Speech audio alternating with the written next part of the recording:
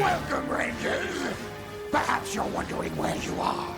Well, you're now in my dimension, known as the Otherworld. Ha ha ha! Oh my god, Lord Zed has access to the other world of Silent Hill? No wonder he looks so freakishly awesome! Though he must have hired an interior decorator or something at some point. This version of the other world looks pretty well lit and even has some decent foliage. Ladies and gentlemen and others, welcome to Season 2 of Mighty Morphin Power Rangers. Originally, I was only going to re-record the first season video and leave it at that. However, I've decided, screw it. I made a few other mistakes and omissions and crap like that, so I'll just play it by ear. The season begins with a three-parter, originally aired in prime time no less, which has the main characters participating in a dirt bike race for charity. Say, you know what I did in high school? I was on speech team, I was in several musicals, I played violin. But you know what I didn't do? Dirt bike racing! I mean, what the hell is up with Angel Grove? We frequently see the teenagers doing every friggin' thing under the sun, and yet still have free time to work on homework, save the world, and simply hang out at the juice bar. Oh, and let's not forget the fact that they teach their own classes at the juice bar, be it martial arts, dance, or gymnastics, and are all working staff on charities. It astounds me that this is the conception of high school life that was presented to us. Nobody could do all this stuff just in their high school years. It simply doesn't happen. Anyway, Season 2 is where we're introduced to a new villain to replace Rita. There's only so much leverage you can get out of the same stock footage of these characters deciding to make monsters. And the instant you see our new villain, you know why people preferred him. This is Lord Zed, Emperor of Evil and Rita's boss. You'll recall that last time Rita was referred to as an Empress of Evil, so I'm not sure how one has a hierarchy when one is supposed to be the supreme ruler. What's even better is that we'll later learn that even Zed has a boss. But just look at this guy. This is what H.R. Giger would have created if he wanted to make a supervillain. Metallic exoskeleton surrounding exposed muscle, a red visor, tubes carrying fluid all over. Clearly he looks like a more serious threat than the sorceress who has the same fashion consultant as Queen Amidala. Plus, you can't fault his logic about why he's taking over again. Those Power Rangers are nothing but mere infants! You were defeated by children! As stated before, the show was running out of Sentai footage to use, so while they just started using Zord footage from a different Sentai series, Lord Zed was created purely as an American villain. He brings with him his own army of putties, silver ones with Z emblazoned on their chests. However, that vanity of Zed's is the putties' downfall, since striking that Z will destroy them. While that seems like an obvious weakness, it should be noted that it's not like you can just poke it and take them out. They really have to punch it hard for it to register, reverting them into glowing clay stop motion that flies off into the ether. Gotta love how they clean themselves up after they're destroyed, leaving only the fresh scent of pine. Zed, as punishment for her failure, returns Rita to her space garbage can and tosses her out into the recesses of space, where I'm sure she'll never bother anyone again. Bulk and Skull's next stage of character growth begins here as well. After getting rescued by the Rangers from Zed's putties, they decide they're going to try to figure out who they are under their helmets. I'll get more into that a bit later, but suffice to say, what raises my eyebrow is that for all their talk to the teens about how much they hate goody-goods, they loudly proclaim their love and admiration for the Power Rangers. What also indicates a major shift in the season from the previous one is that, for the first time, we see the Rangers without their helmets on, but still in the suits. As a little kid, my jaw dropped seeing them like that. After all, it's taken them 61 episodes for them to show something like this, though for the life of me I can't figure out why, since they've had the suits before on the show in non-Sentai footage. And just to show the sheer level of seriousness this new situation brings, for the first time since Tommy got his power infusion, we see signs of his powers failing, indicating that the temporary extension he got on the Green Ranger powers is starting to run out. Zed summons a monster called Pirantis Head that freezes the Zords as they're summoned, then takes control of the Dragon Zord and Tyrannosaurus Zord. Zordon explains that the only chance they have is to get new Zords transformed from the old ones. Equipped with the power of thunder, Zordon says, whatever the hell that means. What's interesting about this compared to later seasons is that the Rangers aren't actually getting new powers themselves, just new Zords. I'm guessing the reason behind this is twofold. One, it makes it so they don't have to pay extra for new footage footage like Jew 2 stuff, and 2, it allows them to keep the current Ranger suits. The Zord footage came from the Sentai after Jew Rangers, called Die Rangers. And while many have said before that they wished the costumes would have changed, I actually am happier that they kept them. While the Die Ranger suits are pretty awesome looking, they're a radical departure from the design of the Jew Ranger suits. It's likely that Saban wanted to keep the Mighty Morphin brand consistent for as long as possible. Power Rangers had become wildly popular, and shaking things up too much, especially for toy sales, could have caused problems. That consistency for over 3 seasons and over 150 episodes is probably why Mighty Morphin has remained the most remembered part of the franchise in pop culture. However, the downside of not using the Die Ranger suits is that it created a bit of an issue for the Sentai footage. See, they hadn't quite run through all of the Jew 2 footage yet, and, well, they already paid for it, so they decided to keep using it. Basically, this meant that Zord footage couldn't show the Jew 2 monsters interacting with the Megazord, and Die Ranger fight scene footage couldn't show the monster interacting with the Rangers in person unless it was American footage. And there are occasional moments, usually only a split second or so, where you can tell in certain shots that something's wrong. Whoops. Anyway, Billy and Trini create a device to jam Parantis' abilities, but Zed sends the Zords back into the Earth in the hopes of destroying them. Fortunately, despite this little stock footage attack, they're able to save the Dragon Zord and use what's left of the old Zords to create the Thunder Zords. Sadly, because of Tommy's lack of power, he can't support a new Zord. This indicates that the Zords themselves are tied into the power of the Rangers, which is something I'll bring up next time. As I alluded to last season, the individual Thunder Zords are really not worth mentioning since they never use them on an individual basis, just forming the Megazord. The only exception is the Red Dragon Thunder Zord, which has an alternate human mode that can fight pretty effectively on its own. The Thunder Megazord is pretty cool in its own right too, looking like some kind of big shogun or samurai thing. Anyway, to make a long story short, they decide it's time to can this bitch. Time to can this bitch! And they defeat it. Lord Zed takes it well. I didn't fail, you simpering twit! You failed! You all failed! Just like you failed before! If it seems like I spend a lot of the plot analysis following Tommy, it's only because his character tends to cause the most change in the early seasons. Sure, the one-off episodes develop the characters somewhat, but Tommy losing or gaining his powers tends to be the only story that continually gets brought up and have any impact on the narrative. As such, more and more we see that Tommy's powers are running dry, and Zed makes it a point to try to exhaust the Green Ranger's powers, both to wipe the slate of all of Rita's failures, but also to just reduce the threat of the Rangers. A running subplot that really went nowhere is Richie, a new kid in school who basically exists to give Trini someone to pine over. Well, to be fair, he also existed for another reason I'll get into. Richie is quite possibly the blandest of any character on the show, with the only exception being the occasional one-off character, or some future Rangers I could mention, but at least those future characters actually contributed to the show's plot. Sitting here, having watched every episode he's been in, I cannot recall a single thing Richie actually did besides for stand and smile. Basically, he was eye candy for the female audience, though I can't imagine why they needed him for that, when even Billy has a physique that male models would be jealous over. Once his only role in the narrative is fulfilled, he pretty much disappears, having had no impact on anything. They could have kept him around, made him a love interest, or done anything with him, but nope. Hell, at least Zach's cousin Curtis had a bigger impact on the plot of some episodes, even though he was only in half the episodes Richie was. Farewell, Richie. You're not even mentioned on this season's Wikipedia page.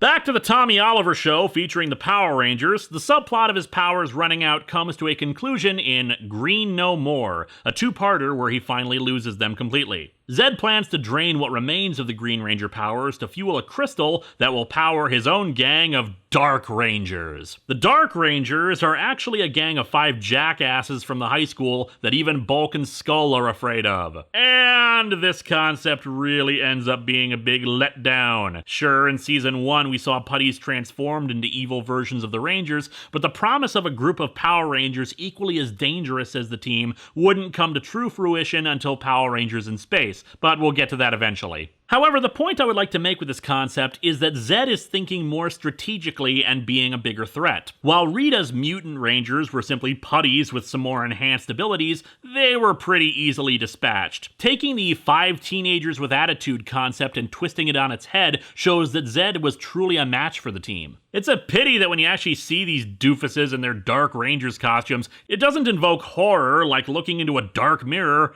but instead laughter at how ridiculous they are. I mean, just look at these things. It's basically a face mask with a red cloth mouth and eyes glued on. Some of them don't even look like they're on straight. Did they blow the budget designing Lord Zed and didn't have anything left over for these losers? I mean, come on! Give him a spray-painted motorcycle helmet at least. Give me $300 and I could make a more convincing costume. Why even bother putting them in the costumes if you weren't gonna bother with any effort? Meanwhile, Tommy's powers have been completely drained and he stands alone against Zed's monster, which moves at the same pace as a slug, which is why Tommy, of course, can't get away from him. However, Goldar takes over and taunts Tommy a bit with a slideshow, obviously a punishment far worse than losing his powers. He demands that Tommy acknowledge him as his superior, leading to this. You are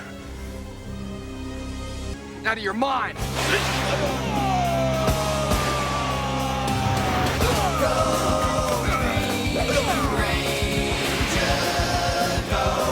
Tommy re-enters Zed's dimension and shatters the crystal, restoring enough of his powers for one last battle and getting the Dark Rangers out of their ridiculous outfits. To make a long and confusingly dumb battle short, they beat the monster, and there's a trite, ludicrous wrap-up with the jackass teens who apparently only needed friends to stop being assholes. Because that makes so much sense, especially when the 5 of them are friends. If it seems like I'm being harsher on this one, it's only because, as a conclusion to the Green Ranger story, it feels very rushed. There was a ton of build-up throughout the season leading up to this two-parter that has enough ideas in it to last for a 3 or 4-part story. But instead, it wasn't a satisfying conclusion, especially with the possibility of never seeing Tommy again. Some good follow-up comes in the next episode, Missing Green, with Jason lamenting the fact that if he had gotten the green candle last season, Tommy would still have his powers. Zed, striking inspiration once again, creates candles for the other 4 Rangers, though why he doesn't make one for Jason escapes me, to drain their powers as well. Of course, this doesn't make any sense given the explanation for how the candle drained Tommy's powers after having touched it and blah blah blah, but it makes for drama. Jason defeats the monster of the day and then saves the other Rangers, and Tommy writes a letter to Jason telling him not to worry about it. While I will say that Tommy's development came at the expense of most of the other Rangers, it did set up an excellent story arc that could keep viewers coming back, and the next stage of that came a couple episodes later, the 2-parter White Light. Kimberly gets a letter from Tommy that says he's coming back, having left to go be on his own after having lost his powers, and so everyone's all excited and happy for that. At the same time, Zordon and Alpha mysteriously vacate the command center. In addition, Tommy gets teleported away after taking a swim, with the implication being that Lord Zed is responsible. Zed also begins transforming a statue into his new monster. And because that wasn't enough plot, Rita's trash can lands back on Earth. I guess Zed's got a really bad pitching arm, considering he was trying to send it to the farthest reaches of the galaxy. Bulk and Skull find it and take it back to their workshop to try to get it open, hoping that it'll reveal the secrets of the Power Rangers. After getting defeated by the monster, who's also able to split into 3 different beings, Billy locates the secret entrance to a hidden chamber of the command center and discovers that Zordon and Alpha are constructing a new Ranger. He tells the others, and while at first aghast that it was kept from them and they don't know who the new Ranger is, they eventually realize that they could use the help. So this is why both Richie and Curtis were really invented, candidates for the White Ranger. By introducing other characters that let there actually be a possibility it'd be someone who the audience has seen, but not necessarily Tommy. After all, why give screen time to these guys otherwise? And I've got to admit, when there started to be promotional material about a new White Ranger, I actually thought it'd turn out to be Richie. Richie, not the White Ranger, but a red herring. So Zordon and Alpha bring in the team and show them the White Ranger, who unmasks to reveal Tommy. This is one of the best scenes in the show's history, and while it's very simple, it's handled with the grandiose nature that it deserves. The White Ranger descending like an angel. It's pretty damn cool. Tommy is given a new weapon, the Sword Saba, who can even speak to him, and that he'll be piloting the White Tiger Zord. They, of course, make quick work of Zed's monster and put Rita back in her garbage can before she can tell Bulk and Skull who the Power Rangers are. They send her back into space so she'll never be a threat again. Making Tommy the White Ranger was once again a stroke of genius for the writers. They could advance his story, make him a permanent part of the cast, and the White Ranger costume, while taken from Die Ranger, looked just similar enough to match the show. Plus, his Zord was from the Sentai that the Thunder Zords were from, so they didn't have to keep relying on the same reused stock footage all the time. And they finally got a shield for him that wasn't made of cheap cloth. A minor note from all of this is that Zed also reveals the nature of the morphing grid a bit more, saying that it's maintained by the balance of good and evil fighting one another, or in particular, he and Zordon. Very Joss Whedon-esque. Sadly, we never see any expansion on this, the morphing grid itself being one of the biggest mysteries in the entirety of the show, since it's mentioned multiple times over the next 20 years, but never explicitly explained what the hell it really is. Zed's explanation is the closest we ever get. Shortly thereafter, a different subplot begins. There's some international peace conference, and they're looking for 3 teenagers with attitude to represent, Angel Grove, I guess, at the conference. The group ponders briefly the all-too-real possibility of what would happen to the team if they were chosen to go to it. In building to that, there's a 3-parter called The Ninja Encounter, centered around 3 new characters, Adam, Aisha, and Rocky. They're from Stone Canyon, the neighboring rival city to Angel Grove, and are going to be facing off in a ninja tournament against 3 arrogant ninjas. However, there's one thing in particular I have to point out, because it's a combination demonstration of something awesome, but also of just how ludicrous this show can get. There is a full 3.5-minute sequence of a baby carriage going down a hill. Bear in mind that the average episode of Power Rangers, counting both theme song and ending theme, lasts about 20 minutes. A good chunk of the episode is devoted to the sequence.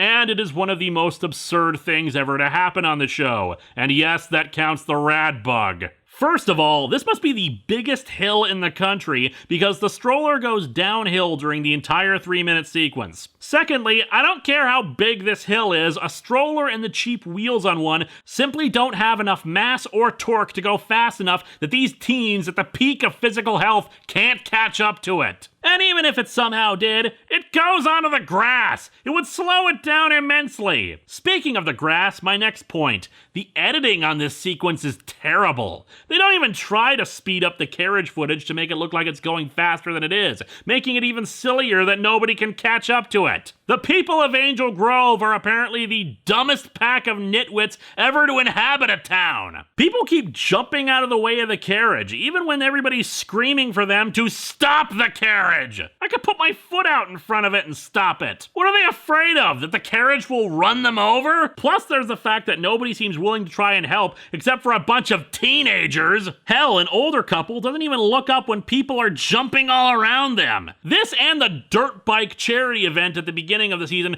really paint a picture about this city.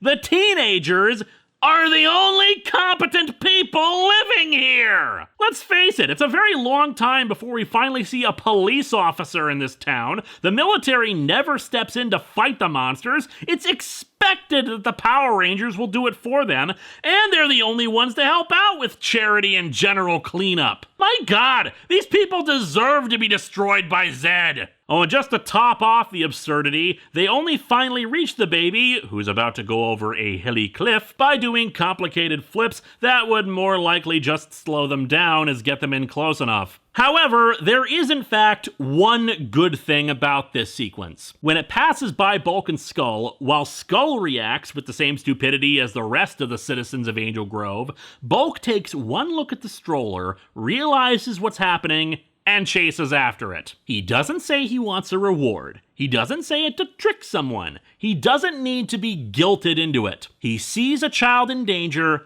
and he leaps into action. I'll get into that more when we talk about Bulk and Skull for the season, but that is why this sequence is so absurd and yet awesome. Anyway, after the arrogant ninjas are taken down, the 3 new teens get kidnapped by Zed to make them work for him. kind of an expansion of his Dark Rangers idea. While they work on escaping, the Rangers fight stock footage. Okay, this three-parter really drags, made no better when the team keeps having to be called back and forth trying to rescue the three. More or less, due to some contrivances, they discover the Rangers' identities, and we learn that Jason, Zach, and Trini are the teenagers selected to go to the peace conference. Although, are you really surprised? The teens are responsible for every public works project in the city. So that's all it takes to get rid of 3 Power Rangers! I'm wondering if they even had a choice in the matter, seeing as they're surprised as everyone else when it happens. We're also introduced to Tor, the Shuttle Zord. Tor can protect the Zords and, in a pinch, join with the other Zords to land and crush a monster.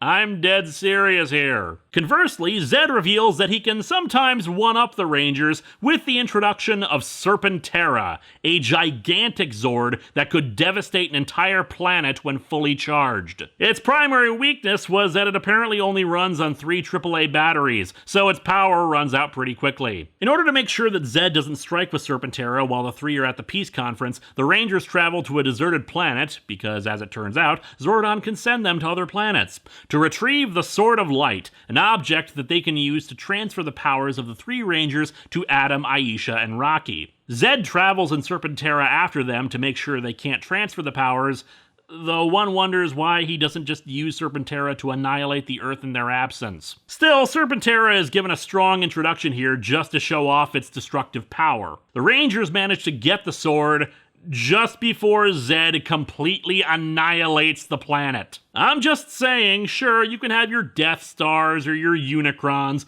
but the villain of this show made his planet-destroying weapon a giant dragon. Anywho, the Rangers transfer the three's powers, and thus we have our first real cast departure with Jason, Zach, and Trini. When I originally made this video, there really wasn't any confirmation about why the three left, but now we can confirm that it was indeed over money. Specifically, the main cast was paid pretty poorly. Austin St. John said in an interview that he could have basically worked at McDonald's and gotten the same amount of pay. What's more, the show was not a union production, and it was felt among some of the cast that, you know, since they were pulling very long, hellish hours and not getting paid very well for it, that they should at least have that going for them. Unfortunately, the negotiations did not go well, and they decided to end their contracts. None of the actors were ever upset about having done Power Rangers, but it's still sad that that's why they had to leave. What's worse is that because these contract negotiations were happening in the middle of the season, they hadn't quite filmed sequences with them yet. In fact, all the episodes that feature Rocky, Adam, and Aisha are basically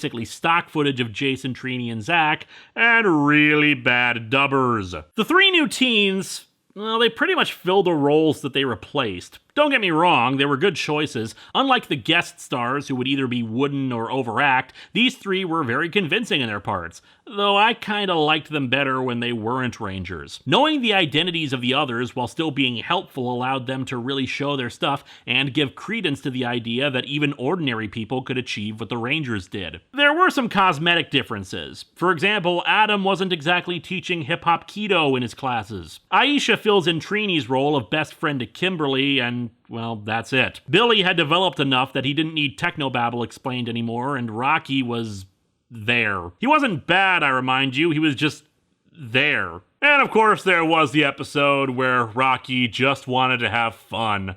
Rocky? I really think we need to get back to our map. Well, then go study then, Brainiac. I'm having fun. Oh, and there's also this silly thing introduced called jetting, where the Rangers are basically flying. Though I don't see the point, since they can teleport. It was not a thing that lasted very long, and the only thing to really come from this is an amusing Bulk and Skull bit where they try to build jetpacks to keep up with the Rangers, furthering a point I'll be making soon enough. As time went on, Zed started to resemble Rita more and more in terms of his strategies. Sure, on occasion there was some innovative thinking, like turning the planet back in time to before the teens became Rangers and making them children, but he started making bad jokes and simply saying that he'll get them next time, blaming his minions for the failures of his monsters. Which was sad. Zed was supposed to be the badass villain, and yet he was getting punked by the teenagers on a regular basis. He hadn't had a real victory since the Green Ranger powers were lost. A three-parter, however, came in near the end of the season to shake things up a bit. Rita Repulsa returned once more, but this time she had a real plan. The teens are on a trip to Australia, because they were also filming Mighty Morphin Power Rangers the movie there, while Zed goes into a deep sleep to rejuvenate himself. Rita lands back on the moon and contacts Finster, getting him to restore her to her proper size. She gives herself a makeover on the pretense of making herself look young again, when really it's just to actually give her an actress for the non-Sentai footage. Alpha, who's conveniently outside for a moment, is attacked by putties and a disc planted inside him to make him evil. And I've got to say, I think I prefer evil Alpha. He's openly insulting Zordon and cracking jokes. He's just a hoot. I've got to imagine the writers were just having a blast with this episode. Let's see what a little color will do for you. This is no time for fun and games, Alpha. Get these flowers off How me. about a little hair?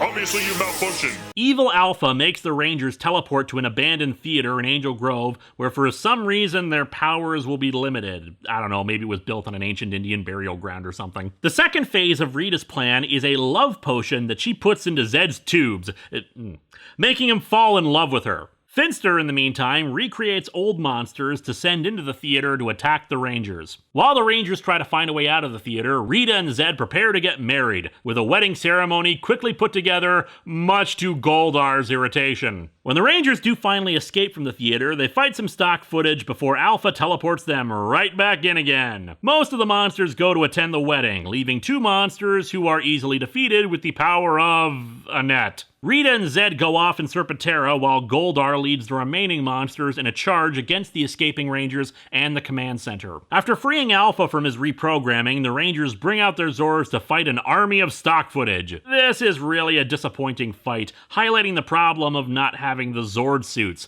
We finally have an all-out brawl against several giant monsters, and it's all clearly from different sources. So the monsters are defeated and Zed and Rita bicker. Now, people have criticized the marriage of Zed and Rita, but I'll give my thoughts on that next time. However, I would like to point out this very fun bit from an episode where Zed wants to make Kimberly his queen. Yeah, I'm not sure whose idea that was either. And Goldar tries to put her under a spell to do such a thing. And whose outfit does she end up in? Rita's, of course. Let's watch the fun. These clothes are wrinkled!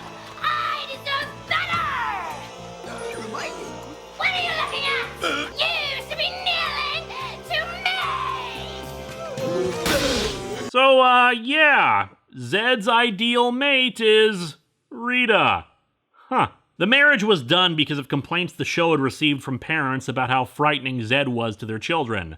Then again, he's a villain, so he's supposed to be frightening, so I'm not sure what they were expecting. The rest of the season is multi-parters, so I'll just give my brief thoughts on each. Return of the Green Ranger has the fight that really had to happen at some point. An evil clone of Tommy made into the Green Ranger to fight the White Ranger. What drags it down is that the rest of the Rangers are sent back in time to the late 1700s. It's not particularly convincing. I can't really put my finger on why. There's just this sense of cheapness I get from looking at it. Maybe it's the fake British accents.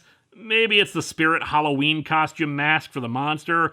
Maybe it's the friggin' rat costumes. Those rat costumes. Compounding matters is the stock footage of the Dragon Zord, the last time we'll ever see it in action. Though the fights between the Green and White Rangers are fun, the clone of Tommy, after turning good, is left in the 17th century with his powers intact. This could explain a plot hole way later on in Power Rangers Megaforce, but that's neither here nor there, and it really doesn't deserve any real thought anyway. A standalone between the multi-parters is Best Man for the Job. The main plot is pointless, aside from some genuine amusements. You're useless! Let me handle this before you get hurt! You right. Yes, me, you arrogant airhead! No way. Typical Tommy blockheaded behavior! Who's a blockhead? You're out of your mind. Can't take competition? Excuse me. I'm talking to Mr. Runner-Up here. No, what's actually interesting about this is that maybe it's just my copy, but it looks like they may actually have new original Zord fight footage. I don't know if they're models or suits, but damn, does it look refreshing. Storybook Rangers is a two-parter that really should have just been only one. The only thing that saves it is, of course, Bulk and Skull. Wild West Rangers, however, expanded upon some previously established story ideas. Zed and Rita send a monster back in time to try to annihilate Angel Grove before the Rangers ever came around. Kimberly's teleportation signal gets trapped in the time hole and she gets sent to Angel Grove during the Old West. Naturally, the Rangers' ancestors look exactly like them with similar names. Also, this is in spite of the fact that some of those Rangers came from Stone Canyon and not Angel Grove. Although a nice touch is that the white stranger that is Tommy's ancestor has a green stripe in his hat. What does stretch the premise thin is Ernie's Juice Saloon. I'm sorry, but a Wild West town would not have a juice saloon. Also, I'm surprised no one accuses Kimberly of being a prostitute given her clothes. Although, it is a kid show. As established in the first season, the command center has been standing for thousands of years, so Kimberly is able to teleport there and get help. In a nice nod to continuity, Kim establishes that while Rita may have the Green Ranger coin, they still have the other power coins. Now, the interesting thing about this is that Rita and Zed have established in previous episodes that Zordon has created Power Rangers before, and this is such an instance. There have been Power Rangers in the past, and not necessarily the Mighty Morphin team, especially because, as we really learn next season, they did not create the power coins. They found them. Amusingly, Zordon says this about the pink power coin. You already have the energy from your pink coin. Too much pink energy is dangerous. I'll just let that thought simmer. She gives the coins to the ancestors of her friends, which, while I'm sure makes sense to her, makes no sense from an actual logic standpoint. Her friends in the future have studied martial arts because of the people they are and the time period they're from. In the past, the teens are not martial arts experts.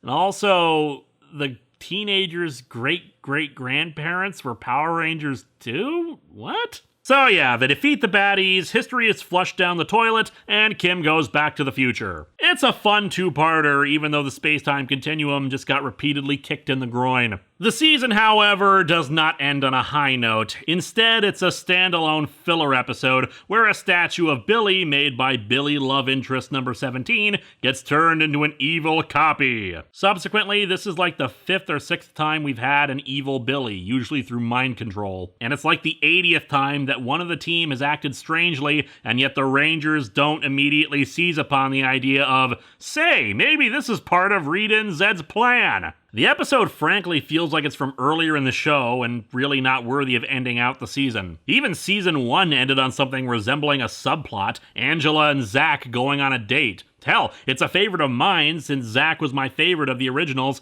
and that episode had Tommy let him use his shield. Here, we've got a statue of Billy accidentally commissioned by Bulk and Skull since they wanted one exemplifying the Rangers, and one-off love interest lady made it. Speaking of the true heroes of the franchise, Bulk and Skull's subplot about finding the Rangers' true identities grows them in a rather subtle manner. In the first season, well, they were idiots through and through. They could barely read, they got detention constantly, but then again, Angel Grove High is some sort of totalitarian state where getting bad grades somehow lands you detention, and I'm being dead serious here. And they'd constantly find ways to make complete asses of themselves, even if they were entertaining ones. Whereas here, while their bumbling nature remains, a good chunk of the plans they come up with to find the true identities of the Rangers are actually pretty damn clever. It's basic forensic science. They get footprints, they get recordings of the Rangers' voices, they stage attacks. Well, okay, this one's not so clever since they can't duplicate the look of any monsters or the putties, but the fact that they thought of it shows some higher level thinking. Hell, while most episodes it's Bulk who comes up with a plan to find the Rangers,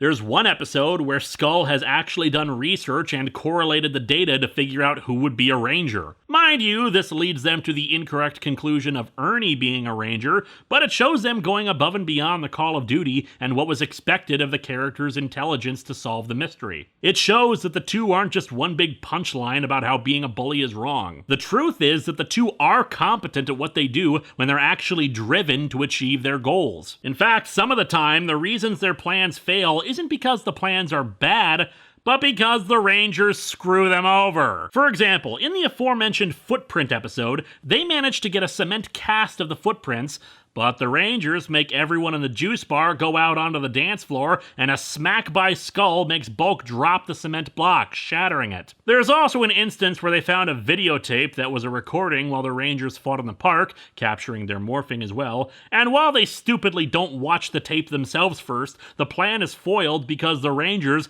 dicks that they are, take the tape away and switch it out. Now, admittedly, yes, they supposedly need to hide their identities, but really, why? Rita and Zed know who they are. And yes, there is a risk of their private lives being screwed over by everyone knowing that, but they're already well-known figures. 3 of them went to a peace conference! But even if they didn't want their identities getting out to the wider world, there's still the issue of simple logic.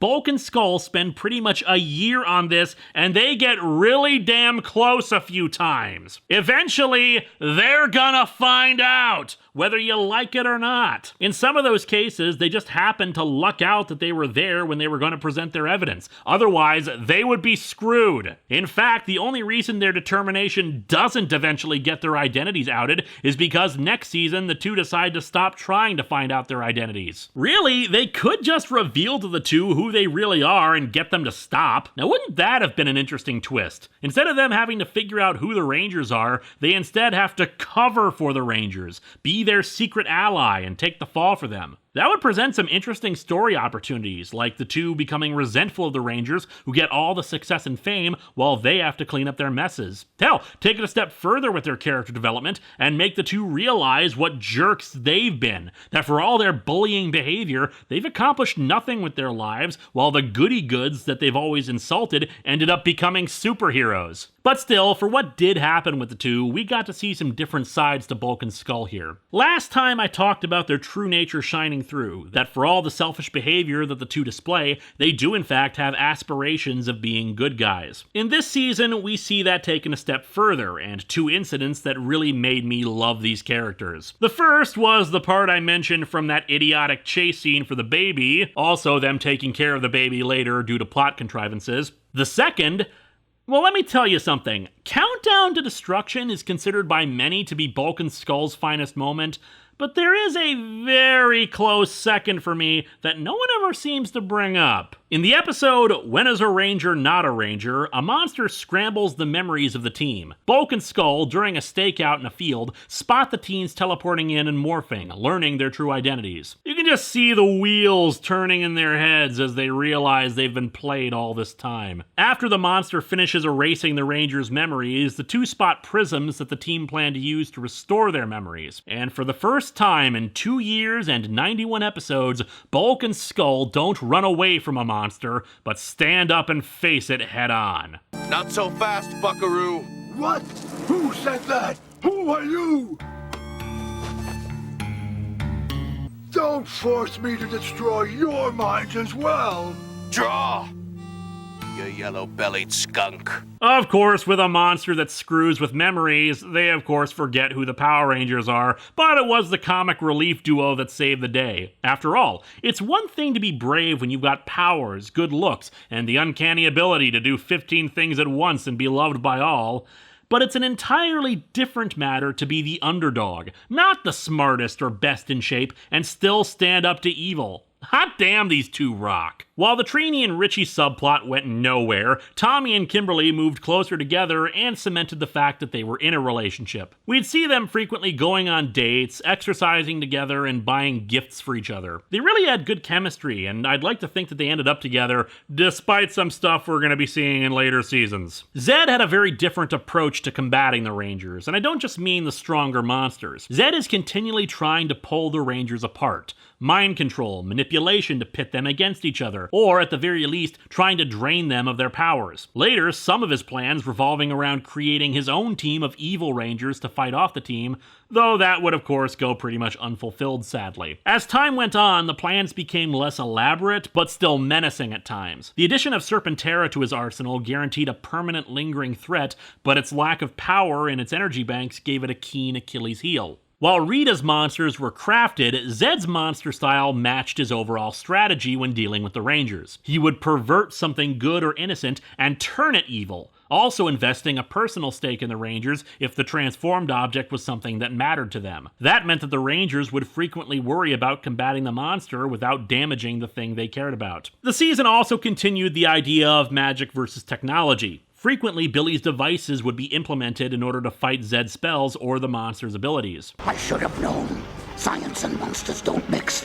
Zed was obviously a more adept magic user than Rita. While Rita needed to invoke incantations and ceremonies to cast spells or summon some monsters, Zed's spells and powers could be utilized with either a single phrase or just by willing it to happen with his staff. It's easy to see why Rita was easily intimidated by him and was lower in the food chain compared to his power. Also, Rita's plans tended to fall more on the petty side of things. For example, there was an episode where Kimberly was working on a model of a float to promote peace on Earth and all that junk. She sends down a squad of putties to wreck the model of the float so that the real float can't be built. Yes, she sends her stormtroopers down just to make Kimberly feel bad. Zed, conversely, simply used the teenager's situations to inspire him on new monster designs and how to split the team apart and destroy themselves. He had the goal of conquest and directly saw the Rangers' continued existence as an obstacle to overcome. However, his failure to defeat them was also a constant reminder of Rita. Bear in mind that he disposed of Rita because of her failure, and seeing that he wasn't doing any better must have been quite the blow to his ego. After all, he's the Emperor. He shouldn't have to dirty his own hands in dealing with his enemies. However, as we'll see next season, he would have been a force to be reckoned with if he had ever directly engaged the Rangers. If I could describe this season in a single word, it'd be change. While this season had plenty of filler, the status quo had more of a chance to get shaken up. From the start of the season when Lord Zed arrives, to Tommy becoming the White Ranger, to the power transfer, to Rita's introduction, things were in a state of flux. The show was relying less and less on Sentai footage, but that also meant that they were running out of Sentai footage to use. Change would come even more substantially next season.